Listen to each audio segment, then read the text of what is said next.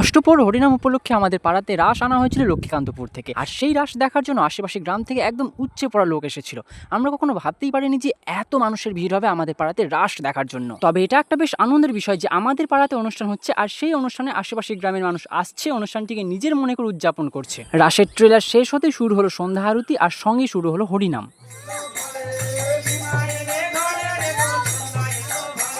এদিকে আজকে সকালবেলায় বাচ্চাদের রাধাকৃষ্ণ সাজিয়ে ধুলোট বেরিয়েছিল গঙ্গা স্নানের জন্য। সঙ্গে ছিল ডগর বাজনা এবং অন্য একটি হরিনাম সংঘ। দুপুরবেলায় অনেক পূজা অর্চনা হলো, মালসা ভোগ হলো, হরিনাম হলো এবং হরির লুট হলো। দেখতেই পাচ্ছ তোমরা ভিডিওতে সবাই কেমন দৌড়ে দৌড়ে লাফিয়ে লাফিয়ে বাতাসা কুড়োচ্ছে। অধিবাস দিয়ে আমাদের এই অষ্টপ্রহর হরিনাম শুরু হয়েছিল আর মহাপ্রভুর প্রসাদ তথা খিচুড়ি দিয়ে আমাদের এই অষ্টপ্রহর হরিনাম আবার শেষ হয়। কালকের ভিডিওতে আমি যেমন আপনাদের নিমন্ত্রণ করেছিলাম খেতে আসার জন্য, আজকে আবারও বলছি মহাপ্রভুর প্রসাদ খেয়ে যান মানিকগড় শতপাড়াতে।